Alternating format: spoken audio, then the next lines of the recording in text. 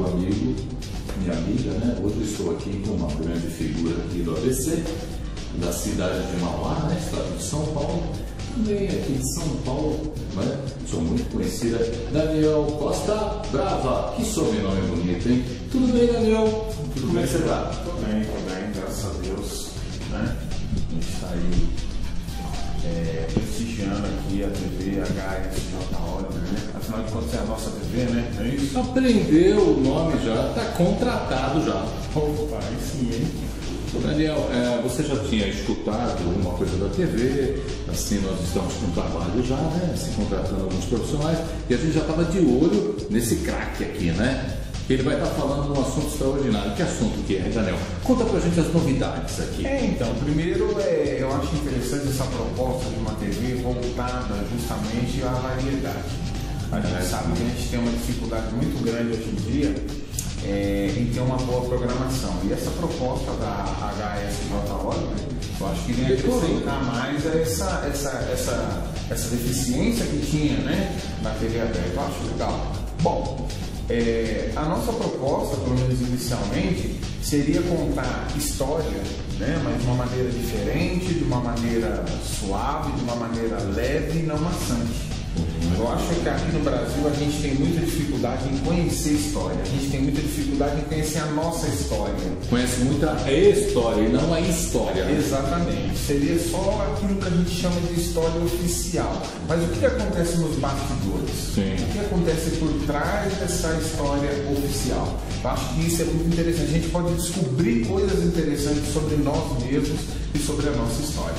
Eu gostaria que você falasse ali para o espectador, né, para o telespectador, uma coisa interessante. Mas e aí, de algum século, a partir de quando que você vai dar assim as novidades para a gente, as curiosidades que a história traz?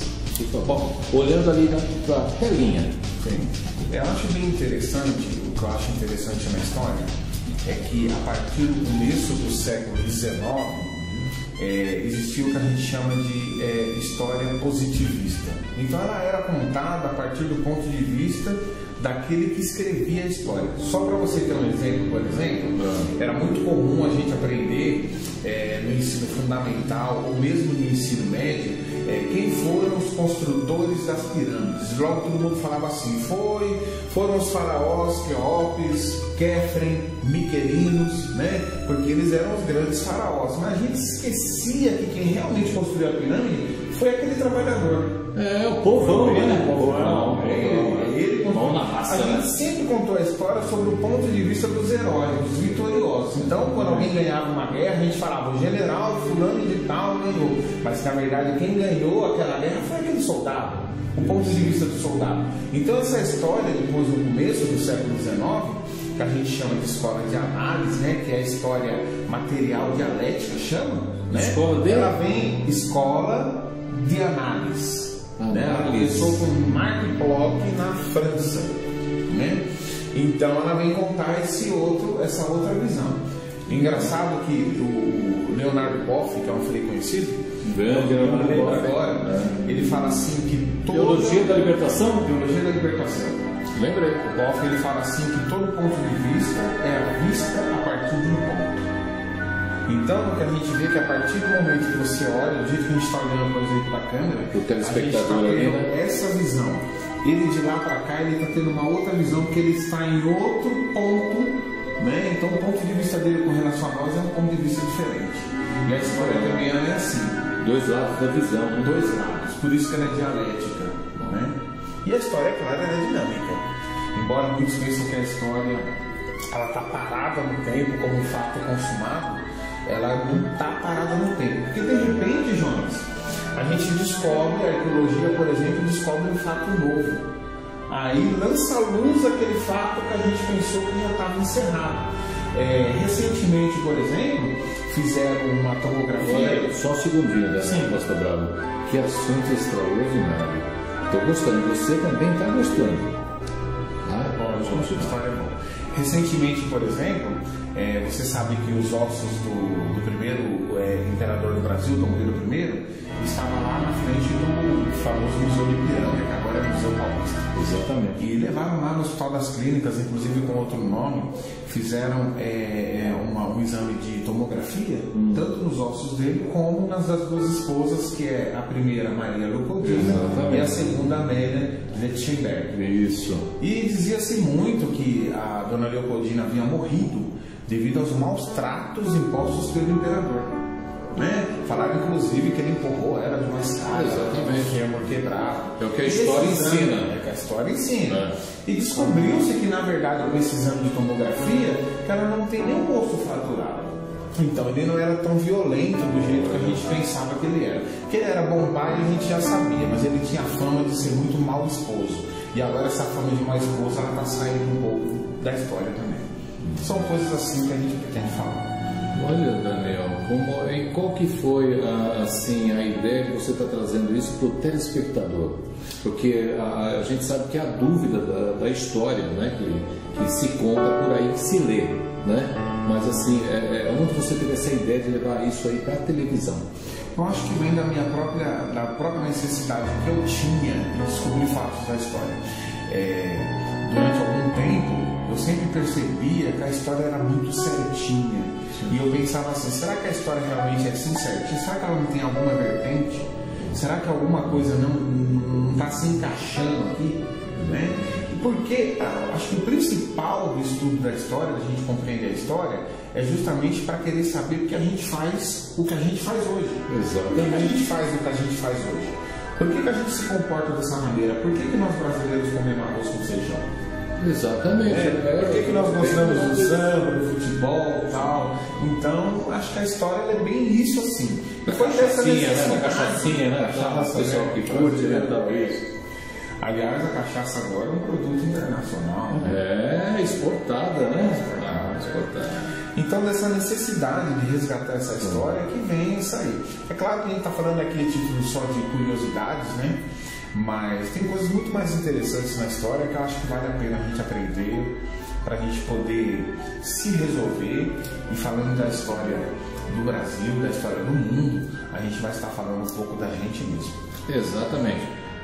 Daniel, o que a gente vê na história, lá, a história antiga, né, e que assim atualmente acontece? Bom, muita coisa. Cita muita algumas, né? Eu acho, por exemplo, eu tenho é claro, a gente tem toda uma bagagem histórica e tal, a gente estudou, mas a gente sempre se atém a alguns fatos, né? E a gente, por exemplo, o que está muito em voga hoje em dia é, por exemplo, esses adágios, né? São frases que a gente fala e a gente foi passado de pai para filho e a gente continua repetindo e a gente muitas vezes não sabe a origem. Exatamente. Né? Você falou de uma coisa antiga. Por exemplo, na época dos barões do café, né? Eles eram muito endinheirados, capitalizados, e estava em moda na Europa fazer busto, né? Então essa parte de cima do busto, eles mandavam lá para a Europa uma foto, ou o barão pessoalmente ele ia para a Europa e ele esculpia, ele contratava lá um artista e ele esculpia o busto do cara lá, daquele, né? Esculpia em mármore de Carrara, né? Que era um mármore caro da época, mármore italiano, aliás, um mármore muito caro. E quando chegava no Brasil... Um abraço aos italianos que tanto assistem a gente também, né? Sim, a comunidade italiana, né? E acontece que quando alguém visitava a casa daquele barão e via aquele busto, ficava deslumbrado, olhava para o busto, olhava para o barão e falava assim, nossa, mas é igualzinho. Igualzinho. Né? Puxa vida, então criou-se essa frase que fala, nossa, foi esculpido em Carrara. Querendo dizer assim que a semelhança era bem parecida. Né? Quando eu olhava alguém e falava, nossa, esculpido em Carrara, em mármore de Carrara. Aí na transliteração para o nosso português, né? Quando um filho ele nasce muito parecido. Serginho gostou, hein? Serginho, nosso cameraman, Serginho Oliveira gostou, hein? Gostou, né? Então, a gente vê que a semelhança do pai para um filho passou para a história, né? A gente vê isso aí que tornou-se uma frase popular. Quando o filho parece muito com o pai, a gente fala, nossa, esculpido, escarrado a cara do pai. É verdade, essa frase aí, esculpida em mármore de Carrara. São coisas desse tipo aí que a história ela nos proporciona, né? Deixa eu só falar uma coisinha. O jovem, né? Vamos falar do jovem, né? O pessoal da nossa idade, tal, 18 anos, 17, 20 anos, nossa idade, né? Em cada perna, né? em cada membro, né? A grande ideia da gente é o seguinte: o jovem gosta de história? O jovem, não são todos os jovens que gostam de história. Até mesmo porque a história ela só se torna interessante quando você consegue contextualizar, quando você consegue trazer para a realidade dele. Né? E são poucos os profissionais que conseguem fazer isso. A história não é um fato do passado. Sim. A história, que nem eu disse, é um fato dinâmico. É algo que reflete hoje. Então, para você fazer essa ponte para os dias de hoje, alguns profissionais eles têm dificuldade de fazer essa ponte. Aí a história se torna maçante, desinteressante, né? É onde a gente vê muitos alunos dormindo em sala de aula. Olha, você aí que é aluno do Daniel Costa Brava, não é para dormir na sala de aula. Não pode dormir, fala na lente ali para não dormir, viu? Não é para dormir na minha aula, né? Então a gente procura fazer algo mais dinâmico. Ele não se interessa por quê?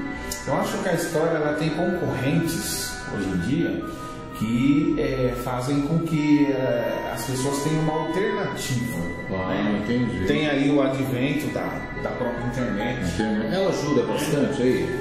Às vezes, eu costumo dizer assim, tem alguns colegas que são contra o uso da internet. Eu não sou. Só que a gente tem que ter uma atenção maior na fonte que a gente pesquisa.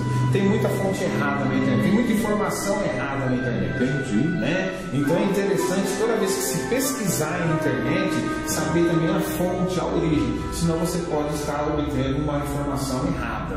E uma informação errada não vale a pena ser pesquisada, né? Entendi. É essa a questão. O estudo, assim, no ensino geral no Brasil, como anda, Daniel Costa Brava? Gostei do sobrenome, hein? Costa Brava, hein? Pois é.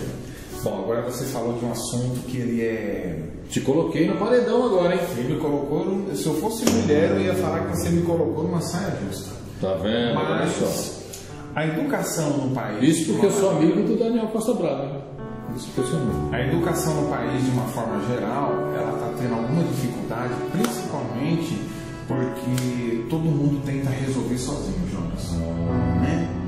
Existe um pedagogo colombiano, Mondragon, ele tem até um modelo pedagógico contextualizado, que é baseado no tripé, né?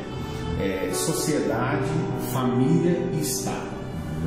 Ele fala que a educação é baseada nesses três aqui, né? E um sem o outro não funciona. É o que a gente chama de incompletude, fica incompleto, né? A sociedade sozinha não resolve o problema da educação, o Estado sozinho não resolve o problema da educação e a família sozinha não resolve o problema da educação. Certo. Tem que ser os três juntos. Eu também, você sabe que eu tenho uma curiosidade muito grande, Daniel, que você... Aliás, você é uma pessoa que conhece muito, não só a região do Brasil, do mundo, né? Que você sabe muito da história, assim, de todos os tempos que a gente fala, né? Mas você também sabe muita coisa do ABC. Conta um pouquinho alguma coisa do ABC aqui para o telespectador amigo e para a telespectadora amigo olhando ali na lente. Conta pra gente. Então, o ABC, ele é rico, né, em história, né? Sim, são histórias diferentes, né? A gente sabe que tudo começou lá praticamente com São Bernardo. Mas mais especificamente, acho que é interessante a gente falar, por exemplo, sobre Mauá. Mauá, para quem não sabe, é uma cidade do grande ABC paulista, do estado de São Paulo, né? Mauá, durante muito tempo, ela ficou conhecida como a cidade da porcelana, né? Aliás, desenvolveu-se muito esse tipo de atividade aqui, né? Aliás, durante muito tempo, eu diria até, né? Como todas as cidades, né, daquela época, tudo começou de uma maneira mais rústica. Então, se você for antes da porcelana, você vai se deparar com umas olarias, né? Que faziam os tijolos. Meu pai foi motorista de olaria. Meu pai. Isso. Benedito Fagundes. Está no céu, né? Aquilo que eles chamavam de vagonetes, né? Como era uma espécie de umas carroças grandes que transportavam, né, esse tijolo, madeira. O Serginho conhece, hein? Vagonete. O Serginho tem um pé na história. Eu estou percebendo ali que ele tem um pezinho. Vagonete, ele colocou o sinal de positivo que ele conhecia e conhece, e eu não conhecia. Pois é. Serginho Oliveira. E a cidade ela se desenvolveu praticamente em torno de sair desse transporte e tudo. Era tido como uma cidade um pouquinho mais inferiorizada, né? E toda a cidade se desenvolvia principalmente em torno das estações ferroviárias, né? E com Mauá não podia ser diferente. Exatamente. O centro, como a gente conhece hoje, se desenvolveu a partir dali, né? Se desenvolveu a cidade. Mas eu acho que o mais interessante de Mauá, a história de Mauá em si, começa quando da sua emancipação em 1954. Isso. Né? E exatamente no dia 15 de novembro, né? Por isso o nome da praça 15 de novembro.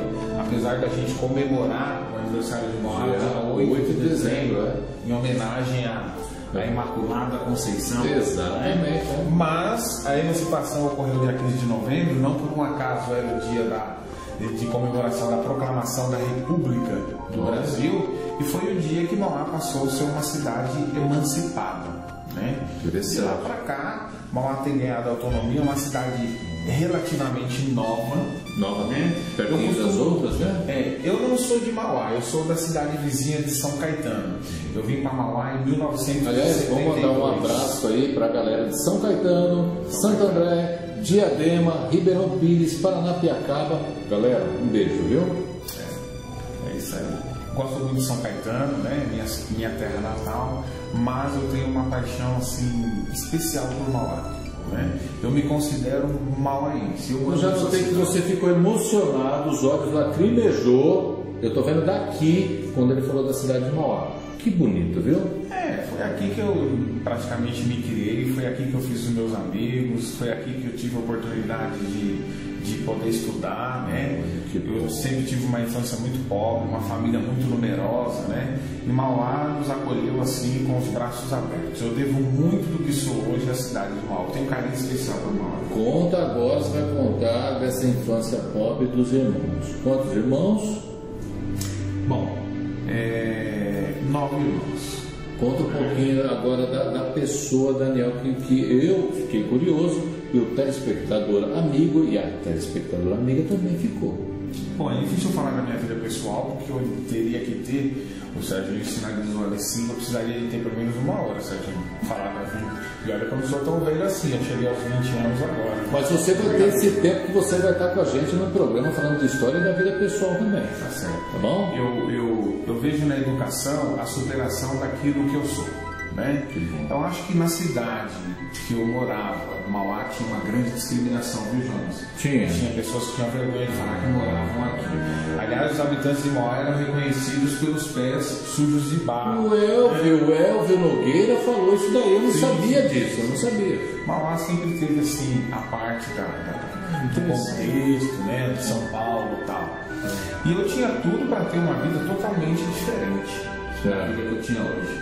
E isso acho que não ocorreu principalmente por causa dessa oportunidade que a cidade me deu, né? De poder estudar e tal. A gente sabe que tem essa questão também do preconceito hoje mais debatido, mais discutido, né? Não que não haja preconceito, hoje ainda tem muito preconceito, mas naquela época ele era quase meio que mascarado. As oportunidades para as pessoas da minha etnia eram mais raras, mais difíceis, a gente tinha que ir um pouquinho mais atrás, mas isso a vida era difícil para nós, né? Mas a gente conseguiu, graças a Deus, passar por todos esses obstáculos aí, né? Então a minha graduação passa por, na verdade a minha última formação foi História, né? Antes de fazer História, a gente fez Direito na UniABC, naquela primeira turma de 98, né? Olha, aquele espectador e depois a gente começou também, a gente começou o curso de Teologia também, mas eu não completei a Teologia também. Minha última formação foi História. Então tem todas essas tentativas. E eu me encontrei com a história. Você sabe, Jonas, eu sabia desde a 4ª série do primário, naquela época chamava primária, agora é fundamental. Eu sabia que eu ia fazer algo ligado à história. Eu sempre soube, eu sentia isso dentro de mim. Isso aí aflorou depois. Depois, mais tarde, eu me encontrei com a história e eu sou apaixonado por história. Entendi, olha que bom, viu? Eu sei da tua ligação com o nosso grande amigo Carlos Binder, da Banda Lira. Um beijo ao Carlos Binder, que conta um pouquinho essa tua atuação na Banda Lira. Então, eu nunca atuei efetivamente na Lira, aliás, nunca participei da Lira, mas a gente esteve ajudando num projeto com um amigo, o professor Pacheco, né? O Pacheco ele escreveu um trabalho de conclusão de curso e nós estávamos ali como coautores, ajudando ele nesse trabalho de pesquisa todo, e onde eu tive a felicidade de poder conhecer melhor a banda e de poder conhecer melhor também lá. Trabalho extraordinário, né? Do Carlos Binder e da equipe toda, né? Eu costumo dizer o seguinte, que fora, mesmo diante de todo esse amor que eu tenho pela cidade, Mauá foi muito descuidado com a sua história, né? E a banda também, tudo que nós tínhamos era muito que na oralidade, era muito oral, passava assim por histórias. Então eu tive a oportunidade de entrevistar a falecida professora lá do Colégio Leonardo da Vinci, a professora Terezinha Leardini, e ela nos contou bastante coisas e a gente fez todo um trabalho de pesquisa mesmo para contar um pouco a história da banda, que aliás é muito bonita. Vamos ver se a gente consegue transformar esse trabalho de conclusão de curso dele num livro, né? Para deixar registrado como uma parte da história de Mauá. Muito bom. Olha, Daniel Costa Brava, que sobrenome lindo, é maravilhoso. Eu sei que você vai estar vindo para cá, que Deus abençoe o teu trabalho, que Deus abençoe a toda a nossa equipe, o telespectador e a telespectadora amiga, e dê as considerações não finais, mas complementares, que eu sei que você vai estar com a gente aqui. Legal. Bom, eu tenho muito pouco a dizer, acho que eu já falei demais, né? Mas, professor... Tem muita coisa para falar ainda, viu? Tem, né? Eu vou falar bastante mesmo. Assim, eu acho que a internet, pelo menos a gente que tem estudado a história, tem se debruçado sobre a história, a internet ainda tem muito essa independência, tem muito dessa liberdade, né, de você poder falar. Então acho que esse espaço aqui, que está sendo aberto aqui na HSJ Oliver, é um espaço assim realmente muito importante, para que a gente possa não estar falando acerca daquilo que está dentro de uma forma, né? Mas que a gente possa ter essa liberdade para poder falar coisas sobre a história, coisas oficiosas, né? Coisas que realmente fazem parte aí da nossa história, da história do Brasil e do mundo. Só para encerrar, você já tem nome no seu programa? Não pensei nisso ainda. Quem sabe a pessoa que está nos assistindo pode mandar sugestões acerca disso. Pelo e-mail aqui, que está aqui embaixo, manda sugestão do programa de história de Daniel Costa Brava. Um beijo, fiquem na paz, valeu. Valeu, Daniel. Sucesso aqui com a gente.